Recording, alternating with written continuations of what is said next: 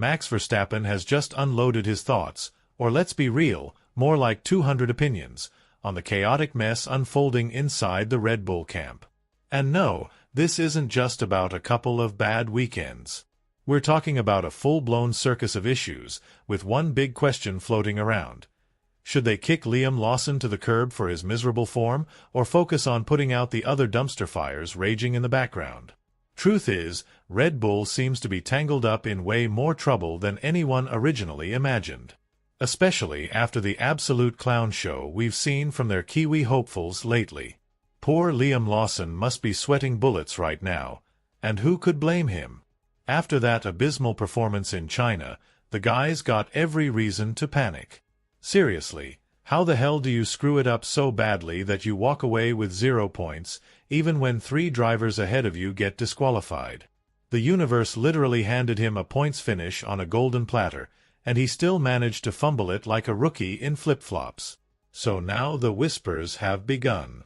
Could Red Bull actually dump the guy they've been hyping up as Verstappen's tailor-made successor, a driver allegedly molded to thrive in the aggressive, high-risk world of Max-style racing?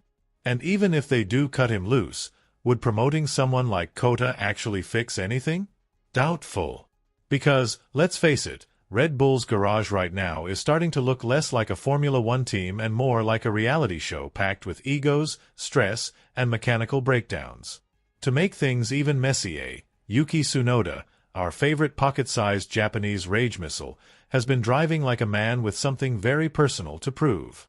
Sure, he's been cursed by some trash-tier race strategies, but even with all the bad luck, he's been outshining Lawson like a lighthouse in a blackout. Compared to Lawson's ongoing weekend implosions, Yuki's starting to look like an actual star. And here's where things get juicier. Max Verstappen himself, 4-time champ, trophy hoarder, and possible adrenaline addict, has chimed in with the kind of brutal honesty that only he can deliver. According to Max, the current Red Bull car is twitchier than a caffeinated squirrel on a sugar binge. He's been pushing it to its limits every damn weekend and still finds himself struggling to consistently fight for wins. Translation: this thing is an unstable beast, and whoever dares to climb into that cockpit better be made of titanium nerves, or they'll be crying to their therapist by Tuesday. Max even tossed Liam a surprisingly sympathetic bone, saying something like, "Honestly, if you put Liam in our main car, he'd probably look faster. This year's car is harder to handle than last season's." And coming from Max, that's basically like offering a warm hug. But it didn't stop there. He went on to say he's shocked by just how massive the performance gap is between Lawson and Tsunoda. So much so, that if the team had seen that difference before, they never would have let Liam get anywhere near the senior squad. That's not just feedback, that's a verbal hammer to the ego. Verstappen-style raw truth at its finest. Bottom line? Max knows exactly what kind of savage machine he's trying to tame each weekend, and he also knows that there are maybe 3 drivers on the entire grid who could survive in it, let alone thrive. And guess what? Everyone else in the paddock knows it too, they're just too scared to say it out loud. Oh, and just when you thought the drama meter had peaked, Hearer steps in and drops another scorcher. He spilled the tea on why Max somehow manages to pull lap times out of what sounds like a fire-breathing moody monster of a car. According to him, Verstappen is a pain-in-the-ass perfectionist when it comes to car setup. The guy wants an insanely sharp, hyper-reactive front end that basically bites the damn asphalt. We're talking about handling so extreme that taking corners feels like juggling a live chainsaw on your forehead. But of course, the brutal downside of this insane setup Verstappen demands is that the rear of the car behaves with all the stability of a drunken donkey on roller skates. That's right, the back end becomes so twitchy and unpredictable that every time Max throws the car into a corner, he's basically having a one-on-one dance with oversteer-induced death. Yet that's precisely where Max thrives. The man lives right on the razor's edge of control, tiptoeing the line between brilliance and catastrophe like it's just another casual Tuesday. While other drivers would be soiling their suits just watching the telemetry, Max is out there taming the monster, lap after lap, with terrifying precision. But here's the twist. Verstappen isn't just wrangling this wild bull of a car like a mad genius, he's also the harshest critic of it. You heard that right. The reigning world champion himself is practically screaming from the rooftops about how ridiculous this car is to drive. He's been very vocal, maybe too vocal, about just how fidgety, erratic, and mentally exhausting the 2025 Red Bull chassis has become. And listen, when a driver of his caliber is publicly tearing down the very machine he's driving, you better believe the team's got some serious issues bubbling beneath the surface. Hearer didn't mince words either. He took it a step further by highlighting the real drama, not Lawson's performance, but the fact that Red Bull seems obsessed with the idea of constantly playing musical chairs with its drivers, rather than doing the boring but necessary work of fixing the damn car. It's the same kind of knee-jerk reaction that apparently had Max fuming when Sergio Perez was struggling. Hearer's take? Verstappen is basically rolling his eyes and saying, "Hey geniuses, maybe stop trying to chase magical unicorns to fill the second seat and actually repair the disaster that's already in the garage." And just when you thought the F1 soap opera couldn't get any juicier, F1 Insider dropped another bombshell. Word is that Max is seriously pissed off, not just at the car, but at Red Bull's automatic response every time something goes wrong: replace the driver. Instead of confronting the mechanical tornado they've engineered, their first instinct is to shove someone new into the cockpit and hope for miracles. It's like rearranging the deck chairs on the Titanic and expecting the iceberg to disappear. Hearer even pointed out that Max's, "Oh, Lawson might actually go faster in our main car" comment wasn't just a harmless observation, it was a veiled threat. A warning shot. And the target? Poor Kota, the guy the entire F1 universe has already mentally photoshopped into Lawson's seat by the end of the season. But here's the brutal truth. Promoting Kota isn't going to magically transform this unpredictable beast into a podium magnet. If anything, throwing him into that machine could be setting him up for public execution. Imagine climbing into a car Max Verstappen himself calls psychotic and being expected to deliver immediate results? Good luck, Kota. Hope your seatbelt's tight. And bless Hearer's soul, he's still out here trying to defend Lawson's zero-point disaster in China, even when half the grid got disqualified and Liam still couldn't find a way to finish in the points. After that kind of catastrophic start to the season, Lawson's now digging a hole so deep he might run into Jules Verne on the way down. Even Red Bull's own team principal had to admit, through gritted teeth, that competing in the Junior Bull, the one with better balance, soft understeer, and predictable responses, is like cruising in a cloud compared to the violent mechanical rodeo that is the senior Red Bull car. That thing, according to insiders, is so nervy and hyperreactive it makes your girlfriend snooping through your texts at 3 a.m. look calm and collected. To drive it fast without spinning into oblivion takes a kind of mystical finesse and raw nerve that only a handful of drivers on Earth can summon. And if anyone should have a front-row seat to this hellish engineering puzzle before Red Bull holds their next emergency meeting in Milton Keynes, it's poor Yuki Tsunoda. Why? Because everyone, and I mean everyone, from team insiders to Twitter trolls to your aunt with the F1 podcast, is assuming Kota will replace Lawson. But just because the F1 fanbase has already printed the Tsunoda Red Bull merchandise doesn't mean it's going to be a smooth ride. Red Bull still hasn't even begun to fully understand the beast they've built.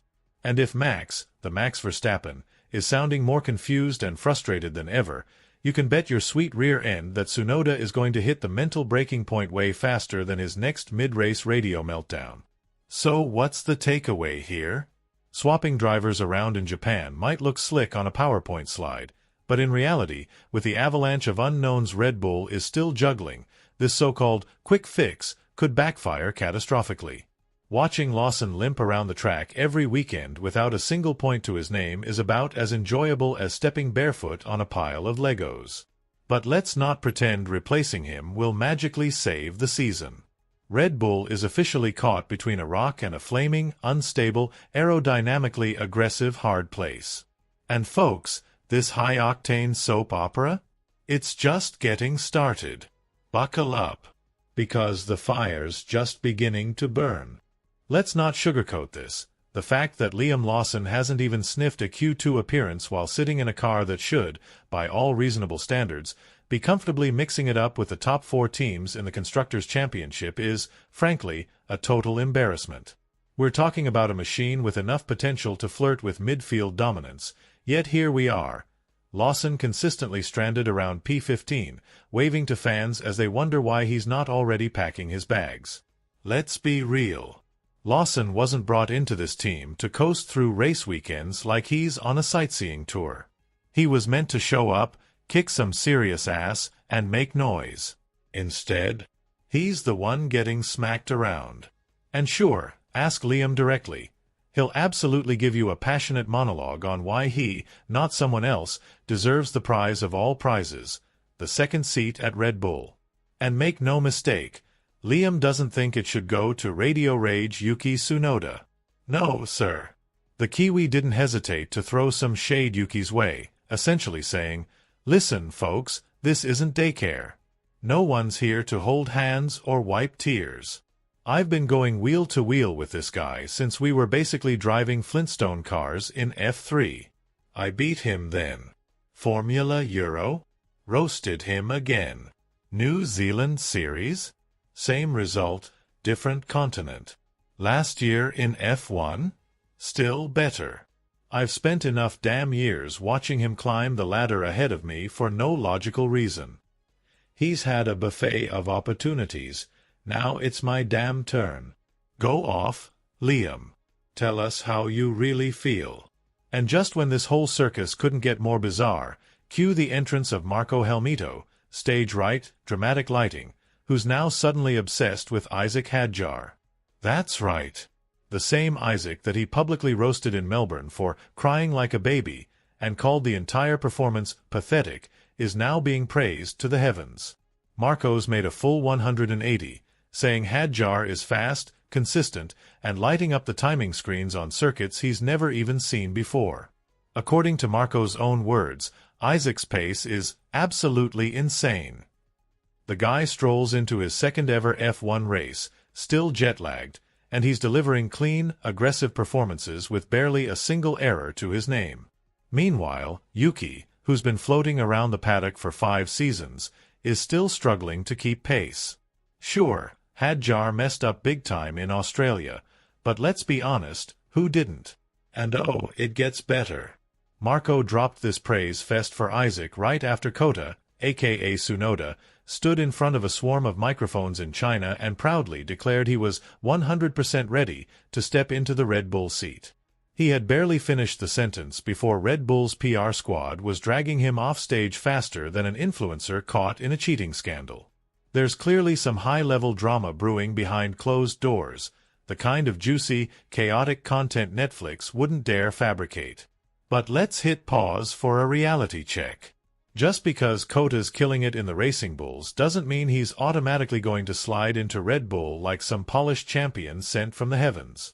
Let's not forget, Lawson scored points during the Singapore Chaos in 2023, basically pulled off a miracle in what was essentially a glorified lawnmower. He even picked up more points in Austin after Hamilton and Leclerc got the boot post-race. That's right, the guy wrung out results in machinery that's as competitive as a rusty shopping cart. Fast forward to this season, though, and Lawson hasn't scraped together a single point. Not even one. Even after Gasly got booted in China, he still couldn't capitalize. Watching him limp around the track each weekend is honestly painful, like stepping barefoot on a Lego and then doing it again, on purpose. Here's the brutal truth, no filter. Red Bull needs to fix their internal chaos fast. And the clock? It's not just ticking for Lawson. It's ticking louder for Kota. The team's patience is thinner than Marko's hairline, and if Yuki doesn't lock down that second seat with the main squad soon, he can kiss his Red Bull dream goodbye. Because behind him, there's a whole damn army of hungry juniors, like Arvid Lindblad, lurking in the shadows, sharpening their knives, waiting for that one golden opportunity.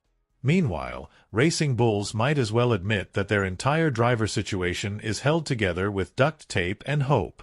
It's about as stable as a house of cards in a hurricane. So now, here comes the million-dollar question.